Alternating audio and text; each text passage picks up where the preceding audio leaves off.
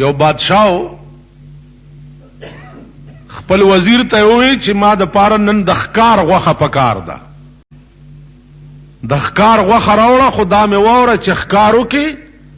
پاغې کې چې کومه خوناکه تیکۍ نو هغه وریتکه او مال یې راوړه. او وزیر لاړو، وزیرم پوی وزیرو دا زمونږ د پاکستانیانو غوندې کوسډب وزیر نه و، عقل یې لرلو. هغه ورځ مې یو وزیر نه تپوس وکړم دا جنیجو څه هوښیار سړی دی؟ جنیجو پیژنئ؟ ما وی وزیر صاحب دا جنیجو څه هوښیار سړی دی؟ ما ته هوښیار نه دی، شریف سړی دی. هوښیار نه دی، وی شریف سړی دی. نو زمونږ غوندې نه و، دا هوښیار وزیر، قابل او ذی فهم او ذی ہوش وزیر. لاړو ښکار یې وکړ او دا ښکار جبه یې وري تکړه او بادشاہ ته یې راوړه. نو بادشاہ ورته چې په ښکار کې خطی کدا ده، اوس ښکار کې خو وزر وي،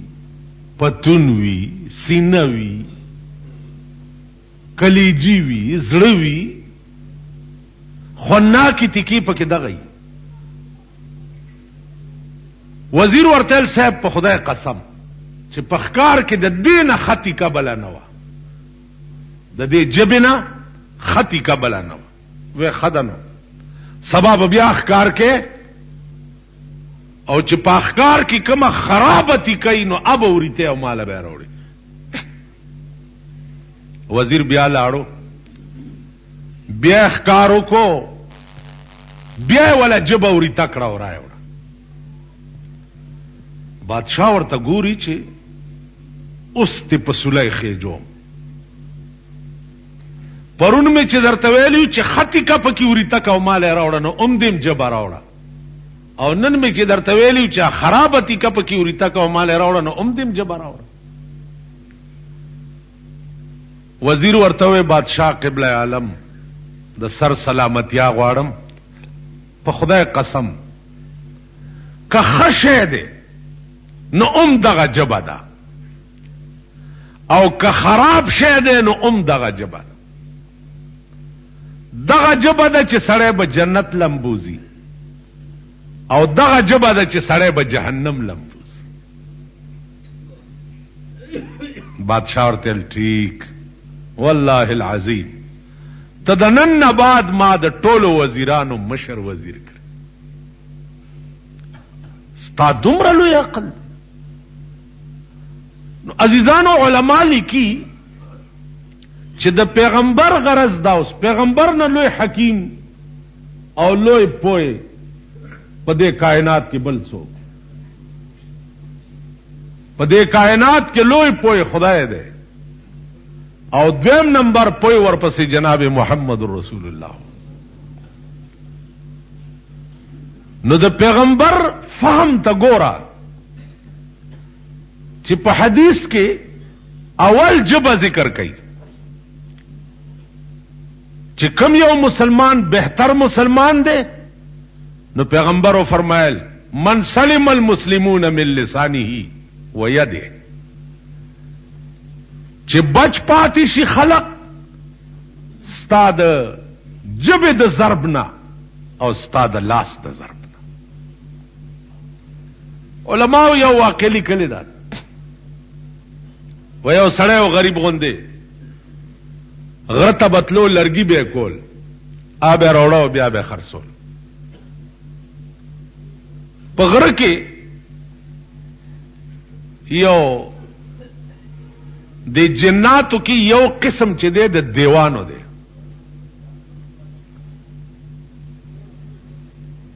نو یو دیو په دې غره کې ورته ملاو شو، ورته لکه څه کوي؟ وی صاحب لرګي کوم دا وړم بیا خرڅو. ا دیو ورته وی چې خدای داس چل دی چې راشه ما سره یو غر دی، دا غي لرګي وړاو خرڅوای. او زما او ستا به یارانه ای بس چې راشې زه او ته به یو ساعت مجلس سره کوو بیا لرګي وړه او بیا خرڅ سړی بوتلو د چندړو غر ته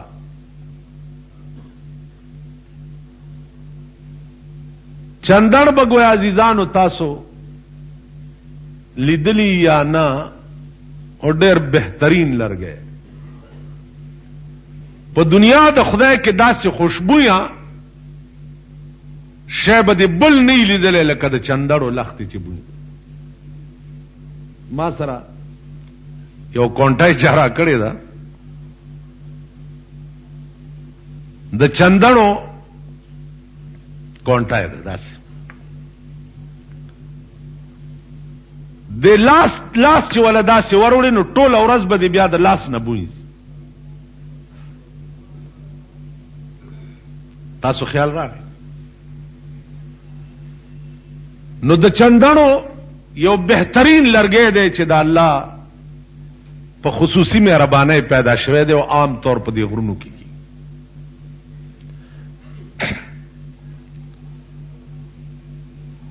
د دیو دغه سړی اشنایي شوه سړی بتلو دیو سره به سات نیم مجلس وکړو بیا به د چندړو لرګي راوړه او خرڅول لوی مالدار شو چې لوی مالدار شو نو څو ورځې دا سړی بیمار شو غره ته لاړو چې غره ته لاړو دیو خیال وکړو چې دا زما یار نه راځي راته ښکاري چې بیمار دی اوس کور ماته نه دی معلوم خو زه پاس نه به وګورم د شپې چې کم کور کې ډیوه بلیږي نو هغه کور کې پخوا به ډیوه هغه کور کې بلیده چې کم کور کې به بیمار و هر کور کې ډیوې چرته بلیده یا ټوله شپه ډیوې چا بلولې او کم کور کې به بیمار و نو هغه ته به ډیوه بلیده پاس نه کتلی یو کور کې نری غوندې رڼا ختن را روان شوی دی چې راغلی مغه د یار کور आवाज کړی چې ورته چا د غره اشنا دی راغلی دی ستا تپوس ته خده جی دننه راش د انسان په شکل کې دی په کټ ور سره کېناست څنګه یې ښې جوړې دا سړی ورته وایي دی دیو ته چې دې کټ نه لږ ته په دې بل کټ کېنه تا نه ماله بوی راځي هغه ویل ډېره ښه ده نو بل کټ کې کېناستو یو ساتو لاړو څو ورځې پس چې دا سړی جوړ شو او غره ته ورغی دیو ورته ویل ښه شوې ویل او صاحب جوړ شوم استام ډېره مهرباني پوښتنې ته راغلی ویل ښه ویل ښه ده داسې چلو که چې لرګوله خو راغلی او تبر در سره دی خو اول به په دې تبر ما په دې سر وهي این رستو به لرګي کې کني اوس ته زیر و زبر کو هغه ورته ویل ته زما دوست یې اشنا مې څنګه دې په تبر ووهم هغه ویل که ځان دې روغ پکاري خو فورا ما په دې سر په تبر ووه کني بس کار دې خراب دی دړه کې دا خیال کړی چې زه روزانه به څه مینتې کې خو ځان ته خلاص کا بس تبرې ولا را پرېښی دی او په دا سری چې والی سر یې دوه منځه شوی دی هغه بیا سر داسې نیولی دی او ده ته ویل ځه اوس لرګي کوه تلی دی دیو چېرته لس شل ورځې سر یې ټیک شوی دی چې ټیک شوی دی نو دې سړي خدا خیال کړی چې زه ته خلاص شوی او غر دې خپل شو چې بیا دی ورغلی دی دی خو به روزانه تلو راتلو لرګي به کول را کول چې راوتی دی ولا چې کتلي اوهو جوړ شوې هغه ویل وګوره زخم د تبر څنګه شو ویل دا خو بالکل ورغی او ټیک شو ویل ښه اشنا خبره واوره ستا د تبر زخم ورغی او جوړ شو خو زه چې ستا کور ته درغلی وم تپوس له او تا وویل چې ما نه بیرته کېنه تا نه ماله بوی راځي هغه زخم مې په زړه کې والله که جوړېږي او مغسې تازه دی بس مغه تبر یې تې اغستی دی او د ګردن ته یې ورته نیولی دی او دا سر یې تې هلته لړه کړی چې ته د دې قابل نه چې تا سره څوک دوستی وکي یا تا سره څوک تعلق وساتي. دوست ته څوک دا وایي چې تا نه ماله بوی راځي. دوست خدا معنی چې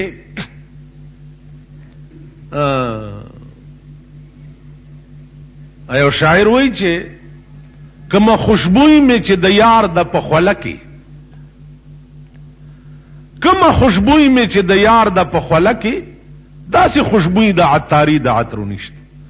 زما د محبوب د خولې بوی چې ده په خدای قسم که داسې بوی د عطاری په ټول دکان کې مشته. تاسو خیال راغی نو هغه ورته وایي چې ته د دې قابل نه یې چې تا سره څوک تعلق وساتي یا تا سره څوک دوستی وکړي. نو زما عزیزانو د حدیث مقصد او غرض دا ده چې د ژبې زخم دا د لاس د ضرب نه لکها درجه اوچت. دغه وجه ده چې حدیث کې جناب رسول الله صلی الله علیه وسلم او فرمایل چې خو مسلمان هغه دی چې داغه د ژبې نه او داغه د لاس نه بل چاته ضرر نه رسي. نو الله دې زمونږ ژبې داسې کی چې څنګه پیغمبر ویلي دي او پیدا کړی دی الله انسان ابو الجن پلار د پیریانو داغه خالص لمبه د اور نه. نو انسان الله پیدا کړی دی د خټه نه او پیریان پیدا دي د خالص لمبه د اور نه. اوس د انسان تخلیق چې ده الله پاک د سلور قسمه سيزونو نه کړي. دا جسم عنصری د انسان چې کوم ستاسو ده دا د سلور قسمه سيزونو نه پیدا ده. خاورا، اور، هوا. اندازہ کوای تاسو سلور قسم سيزونو ته عناصر اربعه وای. نو سلورم شی وبدي دغه خاوره ده دا په اوبو باندې الله لمدا کړه او بیا په اور باندې اوچا کړه او په هوا کې اودرول. گویا د آدم علیه الصلاۃ والسلام جسد اقدس چې ده هغه د سلورو سيزونو نه پیدا ده. خاورا، اور، اوب او هوا. دې سلورو سيزونو ته عناصر اربعه وای. نو گویا دا جسم عنصری د انسان چې ده د قران کریم په تقاضا دا د سلورو سيزونو نه پیدا ده. بیا د دې خمبیر چيو دغه خاور خمبیر سلويخت کاله پروتو. اوس د دې سلويختو کالو پته څنګه ولګیدا چې د آدم علی السلام د خاوري خمبیر سلويخت کاله پروت. واقعا داوا چې د رسول الله صلی الله علیه وسلم زمانہ وا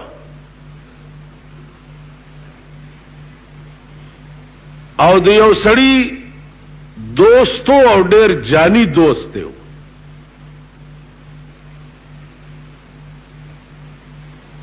په څه خبره د دې دواړو منځ کې اختلاف راغی چې اختلاف راغی نو د یو دوست قسم وخوړو چې والله لا اکلم معك حين په خدای مې دې قسمی چې زه به یو حین تا سره خبرې نه کوم. لفظ حین او حین سورزی چې تیرې شوې سړی پیمانه شو چې دا خو زما ډېر لوی جانی دوستو او د سره د خبرو نه ما قسم وخوړو زه چرته صبرېدی شم. که تاسو خیال وکئ په دوستانه کې څنګه چې سړی فراق نشي برداشت کوله نو دغه سه بیا په وصال کې دا چرته برداشت کولی شي چې زه د سره خبرې نه کوم. او دوست چی کنه دوست او زمون پاکستان کې خو هغه ورځ یو افسر راته وی چې زه افسر ومنو خلق به د واده کارډونه ډېر را لېږل او چې اوس د افسرای نه لري شوی ما جمعې په ورځ مې تمه خو یو کارډم څوک راونه لیږي. نو ما ورته یو شعر ووی ما شیخ سادی صاحب وی چې سرخی چودی دم بر لبش سرخی چودی دم بر لبش گفتم که این چی کردئی د معشوقې شونډې مصری ولیدې نو ما ورته وی چې دا دې څه کړي.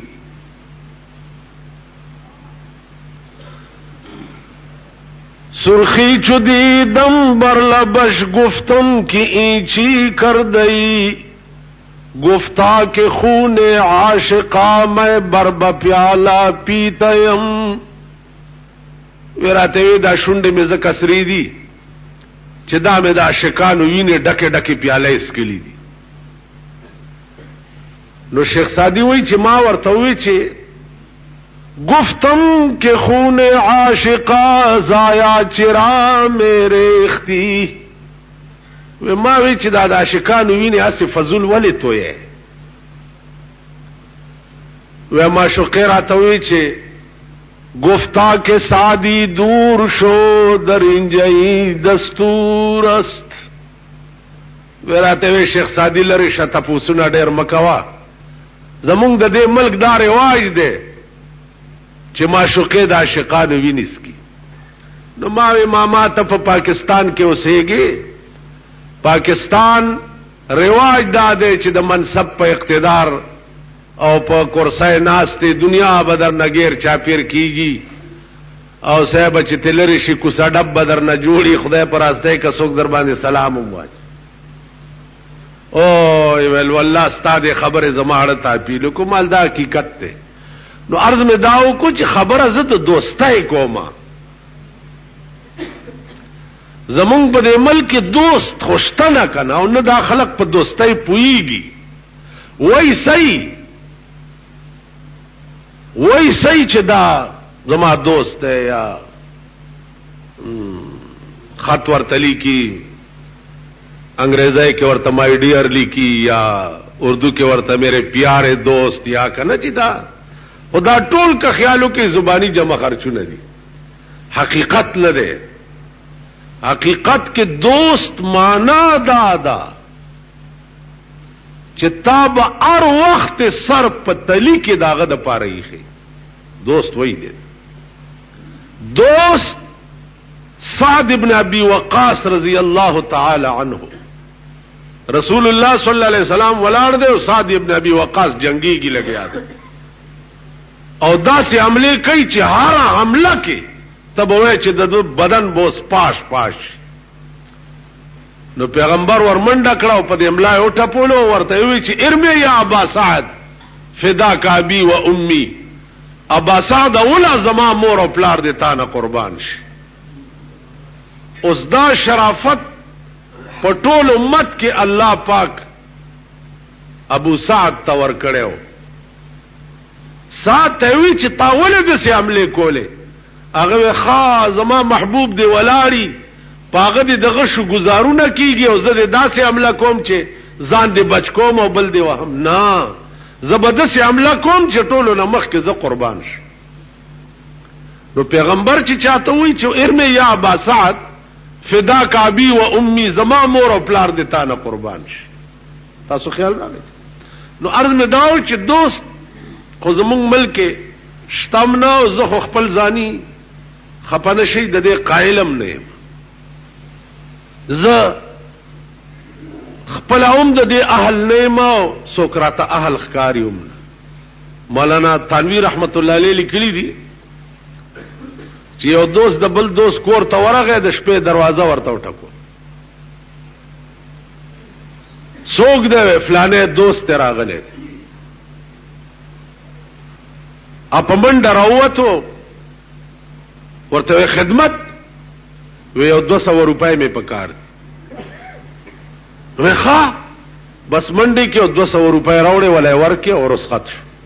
د اوس په جړه جړه کور تر روان دي. نو خزه ورته وی چې خدای دې ورکا چې په پیسو پسې جاړي خو نه بدی ورکول. خزه دا پوي شو چې دا سړی جوړ دي 200 روپو پسې جاړي. هغه ورته خزه په خدای قسم که په پیسو پسې جاړم پدې چې زما دوست ته د 200 روپو ضرورت او زته اډو خبر نه و چې زته خبر وای چې دا پیسې می کور ته وروړې وي. نن سبا خو ته چاله 200 روپۍ یا 2000 روپۍ یا 3000 روپۍ قرض ورکا او هغه سره لکونه راشي بیا به په در کول وړنه کیږي او نه بستا دروازې ته بیا راشي چې اوس ما سره راغلي دي سده پکار دي. اوس خو پیسې چاله قرض ورکا بیا یو غټ کوتا کم ورکا ولا چې کله نه مې غوښته په دا مزغو مې هوا چې مړم شم ورپسې. تاسو خیال راغی. مولانا و یارانی زمانہ یارانی زمانہ مثل گل ینارست در باغ آشنائی بوئے وفا ندارد. وای د دې زمانه دا یاران داسې دي لکه د انارو باغ چی. د انارو باغ له چې ورننوځي تک سره سره ګلونه پکې ډېر خسته خسته خو چې په ډول باغ کې وګرځي بوی به در نشي. د انارو ګل خسته ډېر دی خو بوی پکې نشته. نو زمونږ د زمانه خلق دا د انارو ګلونه دي وی ډېر خسته او بوی پکې نه. لوانه غوا دي پای پکې نه په ډول ځان خرڅي. بهرحال مانه پتا سو خپويږي په دې خبرو. سړی سره دا فکر شو چې زما دا دوست دی او ما قسم خورلې دی چې زه به تاسو سره یو حین خبرې نکوم. اوس مسئله تپوس کوم چې دا قسمم پوره شي او د دوست سره خبرې روان شي. راغ ابو بکر صدیق رضی الله تعالی عنہ ورته وی صاحب یو مسئله تپوس کو. زما دا دوست او ماته قسم خورلې دی چې زه به تاسو سره یو حین خبرې نکوم. صدیق اکبر ورته فرمایل چې سلوخت کاله ور سره خبرې مکوا بیا به کې په سلوخت کاله. راغ حضرت عثمان رضی الله تعالی عنہ حضرت عثمان ته وی چې داسې قسم به خورلې دی چې تاسو سره به یو حین خبرې نکوم. حضرت عثمان ورته وی چې تر مرګ ور سره خبرې مکوا. سړی لیونه شو. رامنډي کې حضرت عمر فاروق رضی الله تعالی عنہ وی صاحب دغه څه قسم نه خورلې چې یو حین به در سره خبرې نکوم. عمر فاروق ورته وی زتر ما خام ور سره مکوا بیا کوا. سړی خوشحال خوشو ورکی خیالو کو چې راشه پیغمبر نه تپوسو کا کتر ما خام نم لک خبره مخ کی. پیغمبر تراغه یا رسول الله قسم می خورلې د خپل دوست سره د خبرونه چې لا اکلم معك حینا. پیغمبر ورته فرمایل چانه دې تپوس کړو ابو بکر نه می تپوسو کو هغه داراته وي. عثمان نه می تپوسو کو چې تر مرګ ور سره خبرې مکوا. عمر نه می تپوسو کو هغه وی چې تر ما خامه مکوا بیا کوا. پیغمبر لم دې مسلې خوان ورک وی ورشه دې درې واړو ته आवाज کا.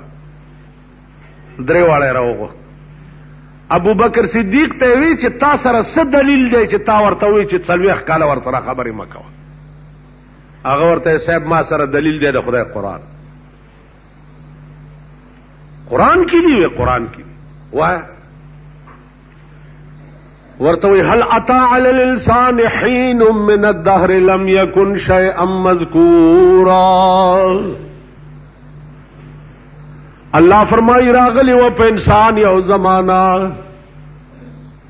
لم یکن شیء مذکورا دا سے وقت چیت شے نو یو د انسان خمبیر پروت دی حین ندلتا اغا سلویخ کالا خمبیر مراد دے دا آدم علیہ السلام دی حین نو مازکا ورطوئی چی سلویخ کالا ورسرا خبری مکو دا دومره قسم درته دی پورې وکا چې د انسان خمبیر چې څه وخت کې جوړ شو 40 کاله پروت. جناب رسول الله صلی الله علیه وسلم فرمایل چې ٹھیک. عثمان ذی نورین ته وی تا سره څه دلیل چې تا ورته چې تر مرګ ور سره خبرې مکو. ورته صاحب ما سره دلیلم د خدای قرآن وای. وی اللہ فرمائی چھ وَلَكُمْ فِي الْأَرْضِ مُسْتَقَرٌ وَمَتَاعٌ إِلَى حِينٍ. آدم علیہ السلام چھ د جنت نہ بار شو نو اللہ ورتووی چھ تاسو د پارا پزمکه کې زید قرار او د نفع اغستو د الى حین تر مرګ پورې. نو دی حین نه تر مرګ پورې وخت مراد ده. نو د قسمم د حین نه خورلو ما زکه ورته وی چې یو حین خبره ورته. سردار کونین فرمایل چې ٹھیک تم ٹھیک وای. عمر فاروق ته وی چې تاسو سره څه دلیلو چې داسې په لنډو پر راتاو شي چې تر ماخام ور سره خبره مکه بیا کاوه. هغه وی جی ما سره دلیلم د خدای قرآن دی ما سره دلیل شي. وی وای وی الله قرآن کې وی چې فسبحان الله حين تمسون وحين تصبحون. پاکی دا الله لرا په وخت د سبا او په وخت د ماخام. نو دې آیات کې د حين نه تر ماخام پورې وخت مراد. نو ما ذکر د توي چې تر ماخام مکه بیا کاوه. سردار کونین فرمایل چې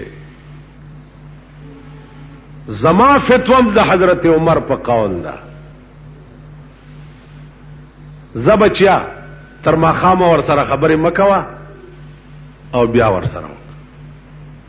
تاسو خیال راکړئ. عرض مې داو چې حین لفظ په قرآن کې چې راغلی دی په هر عدد باندې فټ کیږي. ځکه چې قرآن یو کتاب بحر بے پایان دی. بحر بے پایان دا مانا چې تر قیامت پورې بدی کتاب نا اشارتن کنایتن دلالتن اقتضاءن مسائل روزی او خلاصیگی بنا. کتاسو عزیزانو فقہ او کتا فقہ چاکے چھ سلور مذہب دی امام ابو حنیفہ امام شافعی امام مالک امام حنبل دی فقهاو چې د قرآن کریم نه کم استخراج د مسائلو په اشاره او په دلالت او په اقتضاء او په تقاضا باندې کړي دي عقل به حیران شي چې دا فقهي جزئیه د مجتهد د قرآن د کم آیات نه معلومه کړي او آیات بدرته یا دی فقيه دا جزئیه د حدیث کم روایت نه معلومه کړي دا حدیث بدر دا خو چونکه یو عظیم بحر دی قرآن او حدیث. اوس بیا خبره ده چې په پاکستان کې قرآن نه دی پاتې او حدیث نه دی پاتې. قرآن کې په پاکستان کې قرآن نه دا شی جوړ شو لکه بیګا به تاسو کتلی. ما سره خپل الحمدلله ټلویزیون نشتا او خدای دې را کوم نه چا سره چې دی دا د خدای وسوځي سټیشن دی خدای وسوځي بیگا صدر ضیاء الحق د ټي وي ډمانو ته انعام ورکولو دا د اسلام علم بردار او د اسلام ټیکدار بیگا د ټي وي ډمانو ته انعام ورکولو نو د ټلویزیون ډمانو ته انعام چې ورکولو نو داغه افتتاح په قران کړي دا بیگانه خبره اول دا سورت رحمان ہوئی اللہ دے تباہ و برباد کی دغه ملیان اللہ دے دوی ہلاک کی او خدای دے دوی په فالج والے کی چې دومره خو سوچو کوي تاسو خدای ہلاک کا چې ہلاک شي د صدر په غیږ کې خو کېنا غیږ کې نه چې خلینه مې اوس بل سوزي پار سے کېنا کور دی وران شه خو دومره خو سوچو کا کنه چې دا د سشي افتتاح په ما کوي چې دلته ز قران وایم نو الته د ټي د ډمانو افتتاح په قران وکړه ولته ورپسې ډمه را لې بیا دا به تاسو کتلی ځکه چې دا خو مبارک کار دی بیا د جمعې په شپه خو په پاکستان کې چې څومره د جمعې شپه د لعنت شپه ده دومره به په مخ د ځمکه بل شپه د لعنت چرته دی د دنیا حرام توبونه کنجر توبونه دم توبونه ویسیارونه دا معززین او دا شریفان چې نن تاسو ورته وایي دا شریفان د جمعې په شپه ویسیار تناستی خزی او نر او جنکی او لکانټو دا ستا ملک شو دا هغه ملک دی چې پچا کې صدر نواله تر اسمبلی پورې او اسمبلی نواله تر وزیرانو پورې ټول ورځ لګي اسلام اسلام یو وزیر اعظم جوړ کړی دی د چیرړو جوړنجو هغه چې اسلام اسلام اسلام اسلام دا به په داسې ګوډاګی دی لکه پخوا به چې باران نه ودرېدو د ښځو به ګوډاګي جوړ کړم ویل به هله ګوډاګی ځوړند کوي چې دا باران ودرېږي دا هغه د ښځو ګوډاګی دی وزیر اعظم کړی دی او دیم لګی اسلام اسلام په صوبایي اسمبلی ممبر اسلام اسلام دی چې راپاسیم اسلام اسلام تاسو ټول قوم وای چې لعنت شه در باندې دا ستا اسلام دا دی چې د ټي وي کنجرانو لده انعام ورکولو او افتتاح دی په قرآنو د پېښور ټلویزیون افتتاح چې کېدا پېښور کې پته ولګوئ چې د دې د قرآن تلاوت چا کړو هغه مولا د قرآن تلاوت کړو چې موږ د روژې او د اختر فیصله وکړو او هغه د حکومت مولاوي دا یو شوشر پسندی حکومت له مشکلات پیدا کوي د داسې حکومت خو گردن پرې کول پکار دی چې په کوم حکومت کې قرآن دومره شرمېدلی کتاب قرآن دې له راغلی دی چې د ټلویزیون د ډمانو اوس بېله خبر تاسو وګورئ زمونږ د ملک کې کپړې چې څوک جوړوي هغه ته جولا وي او لندن کې چې څوک کپڑے جوړي هغه ته انجینیر وي زمونږ د ملک کې دا غریبان ډولکی والا چې دي ته مونږه ډمان وای هغه دا څه ډم دی دا ډم دی اوس په پولیس کې چې کوم دغه ډولکی هغه گئی هغه ته بینډ باجو په بارډر کې چې بینډ عام معززین دي په ټي وي کې چې دا کنجران کم راځي دې ته فنکاران وای دلته زمونږ د بالا مانا کې اوسې هغه رامین باجه غږی د دې ځای دی ما ته پته نه وه دکان ته راغلی و ګولۍ اخیستې ما لکه ته څه کار کې وی چې جي زه فنکار یم زه پوه نه شم فنکار خو ډېر قسم کېدی شي چې لاړو ما ته ملګري وویل دا ډم دی ویلې باجه غږی په ریډیو کې ما ته زه تیر استم ما فنکار بچ معزز شي ته اوس دا د ټي وي ډمان دا فنکاران دي دې ته ډمان نشي که په ټي وي ګډیګم فنکار دی که په دبلیغه گیم فنکار دی که په باجغه گیم فنکار دی هغه له زمونږ امیر المؤمنین انعامونه ورکړه چې تاسو قوم ډیر خوشحال ساتلې دی او دا قوم ډیر خوشاله دی تاسو ورته غزلې خې وایي ډرامې ورته خې کوي دبلې ورته خې غږی دا زمونږ ملک اوس کې بچه اوچ کفرس کا برخیزت کجا ماند مسلمانی چه افتتاح د کنجر تو ملا کول شروع کی اغا قوم کے با اسلام کمزے پاتی کی گی بس کہ جشن خیبر لگی ختم پماؤ کے او بیا رستو پکې څه کیږي ټي وي سټیشن جوړ کې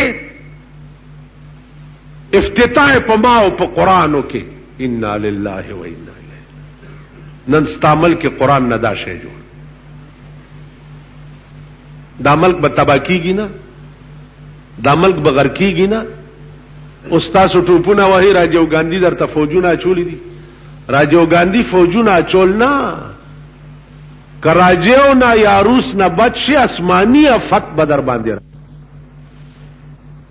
په کوم قوم قحط راغلی و وای چې تمام دنیا پکې د لوږې مړه وه قحط بدر باندې راشي اوس دوی بیا خارختیږي وړو ګرانولو لا چینو ګرانولو لا بجلی ګرانولو لا بیا خارختیږي تاسو په غبرګو سترګو کې نه د ملک بیروزگاری وګورا ایم او بی او ال ال بی او پی ایچ ڈی او دا ګډ بلای کړی دي د کلرکای ځای ورته نه ملاویږي د کلرکای ځای یو کلرکی سیټ چې خالی شي 10,000 درخواست د بی والا ورته پلین پراتی نو یو سیټم بیا دا به خپل سړی په پلان دی نه لګېدلی اخبار کې بینه اسې بيدیوي ورکی ایڈورټایزمنٹ ورکی جی درخواستونه ورکی پلانې سیټ خالی دی تاسو خورئ په دې دیر سپاره قرآن چې د وړاندې نه پاغې د وزیر سړی برتی شوی دی مونږ خو د بابا خپل یو زمونږ قرآن دی کور دا هغه چا آباد دی چې دا به خپلی دا ستا ملک شو یو طرف ته بیروزگاری وګوره انتها ته ورسېده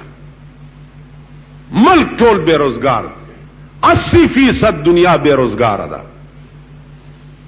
الله دې سپین د لوږې نه مړ کوي او بل طرف ته ستا ګرانی وګوره وړه بیا دې ګران کړه بجلی لګیا بیا ګرانه غوړی دې کم ځای ته ورسول 10 روپۍ کیلو چینیم دا او 10 روپۍ کیلو ګوړم دا یعنی د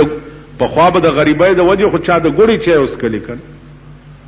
اوس ګوړم نشتا 10 روپۍ کیلو زکال ته په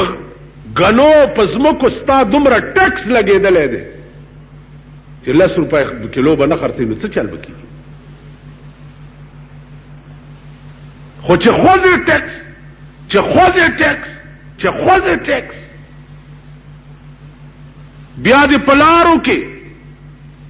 جیب کتری ودرولی کچر ترا روانه خار ته وګړه علي پلاره کې در ترحزن ناستی سیب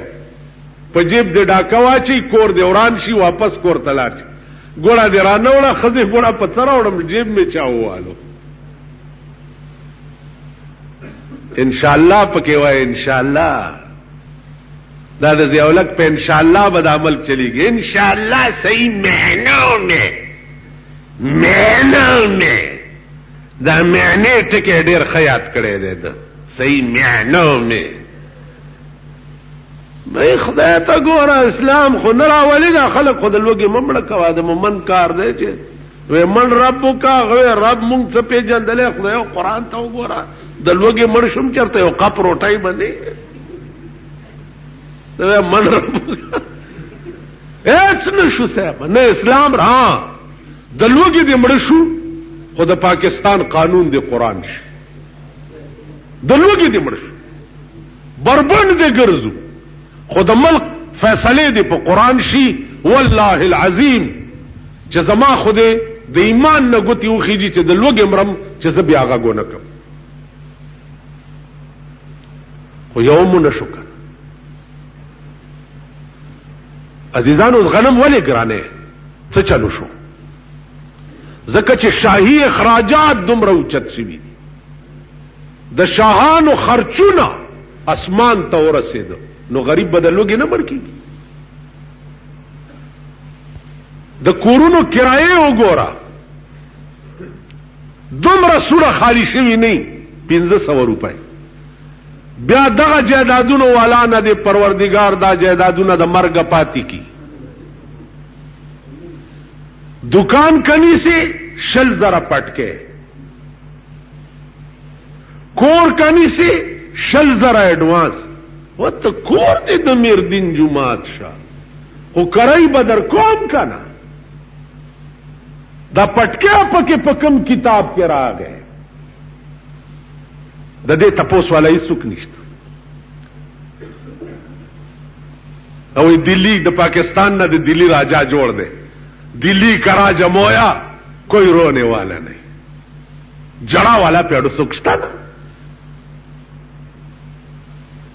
یعنی ولی تا دکان نیسم تا ولی مانا 60,000 روپے بڑھ والا ولی او کرائی بدر کون کنا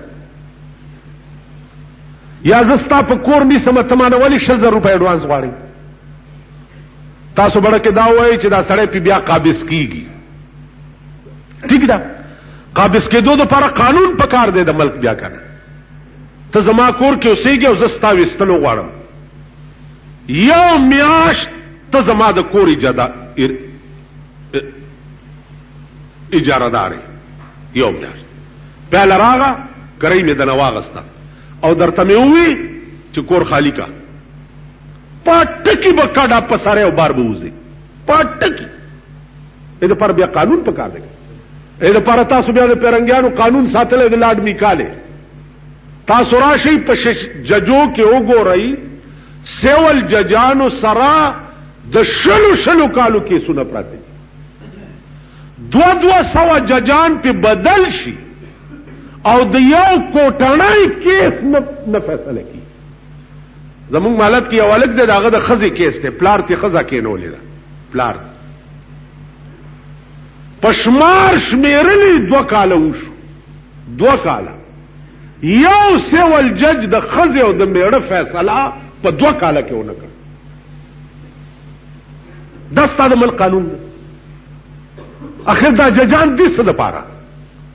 چې د یو میړه او د خزي فیصله په 2 کاله کې نشي کولای د یو کوټنۍ کې 14 کاله وشو چلیږي لګیا د لپاره خو شری قانون پکار دی خزه او میړه پیښ شو او خزه وی چې د میړه سره زه وخت نه تیرو بالکل کمه حلاله کوي خلع وکي پټ کی خزه او میړه جدا کی بس خبره خلاص ګوان دی بل ورځ وکیل راته وی ته په کې پیش کېږي جج سره مالوالی ویل جرګه دی پکې کړی استاد خدای مال کور دغه پاکستان په قانون وران کی که زب جج سره زب پیش کېږم جج سره به د خزو بیانونه کوم ویل جج جج بچیا دستا ملک دی 500 کیسونه وګوره 500 کیسونه لس کاله اوسو سړی 500 ګاټ کې پراته دي په لس کاله کې د یو 500 کیس نه فیصله کی لس کاله اوسو لری مزي ارباب سکندر چا وجله او کني وجله د دې صوبې سرحد گورنرو کنو اسړې تر اوسه 500 ګاټ کې پروت ته کړي پروت لس کاله کې درنا ورځ کیس تر اوسه فیصله شوی دی دا پاکستان دی دا بعضی پکې چې پاکستان په تړقې روان دي پاکستان په تړقې روان دي پاکستان په تړقې دا پاکستان کې خو خلک د خدای په عظیم قهر گرفتار ته ورشه د کچروله ورشه سپینګیری او زاړه او ځوانان چپړاسیانی دي صاحب پلانې وغیرہ پلانی وغیرہ لدی چې هغه له په خوله کې خاورې نه اچولي आवाज درته نه بیا ټیپستان دننه وګوره یو حال جوړ دی او ته به کېږي څه انجام به څه د دې عمل انجام به دای چې کم قوم چې نااهله شي یا په بل ملک راشي قبضه پیو کی او یا په آسمانی افت راشي لوټ اعلان دی باندې پرې نه دی او تباہ او بربادي کی نو انتظار د دې کوي چې خدای دې نه کیږي غسات چې زمونږ د نااهله د وجه یا را باندې روس راشي او یا را باندې انډیا راشي زمونږ د نااهله د وجه مونږ اهل د دې نه یو چې مونږ یو آزاد قوم تصور شو مونږ د دې اهل نه یو مونږ له د آزادۍ چل نه راځي مونږ آزاد یو نه مونږ فلال غلامان یو تاسو د خپل ځانونه کتلی دي چې چرته وزیر وګورئ دا وزیران څه دي په دې څوک پوزه نه پاکي تاسو ځانونه کتلی دي دلته مونږ سره په دې کاکشالو کې اوسېږي چې په موټر کې نه تي په پیدا تي آتے ورځو کې مې کاته صاحب د ګلونو غنټې په هلکه چرته سي وزیر صاحب امریکای نه را روان دي هغه ورځ خپل چنګا کوله ما په سراغه د کوارټ کمشنر سره مې کار دی لګ به مې شپارسن کې وته خدای تباہ او برباد وزیران ستا پلندران دیو کوارټ کمشنر ته شپارس زو تاسو ځان کتره تاسو تر اوسه ځان دا محسوس کړی نه دی چې موږ آزاد قوم موږ آزاد یو کدی قوم دا محسوس کړه چې موږ آزاد یو بیا به دوی دسه چل کوي چې د وزیر دفتر لور شي او ورته وایي چې زما دا پلانې کار دی او هغه ورته وایي چې نیکوم یا سباره شو غلط دی مړی له لاس ورواچي او کرسۍ نه راکوس کې رای کاږي بار سرک او په خېټه ورته ټوپونه ته زما غلام یې ته به څنګه زما کار نه کوې آزاد قوم دې ته وایي حضرت عمر په منبر ولاړ دی خطبه وایي او لاندې نه داسې تاسو غوندې یو غلام ناستو مړی را ټوپې کو دې مړی نه ونیو او د منبر نه لاندې راکوس حضرت عمر ورته ولې ویل ته په دې منبر خطبه نشي ویلی ته غدارې خبره کوه وی مال غنیمت کې صادرې راغلې وي یو صادر ما ته ملاو یو تا ته ملاو ټول قوم ته یو صادر ملاو زما کمیس وګوره لنډ جوړ دی او ستا کمیس وګد دی معلومیږي تا چې تا دوه صادرې ساتلي کم سړی چې د قوم غداري د پیغمبر په منبر خطبه نشي ویلی دا دوه صادرې دی ولې ځان له ساتلي دي ته خو ما سره برابر حقداري کنه په دې ملک کې تا دوه صادرې ولې ساتلي هغه ویل ښه زوی ته आवाज وکړو وې دې خوا راشه وی بچیا زما دا کمیس ولی وګد جوړ دی وی پلار دا ما یو صادر ستاو یو ما خپل تعالی در کړی دی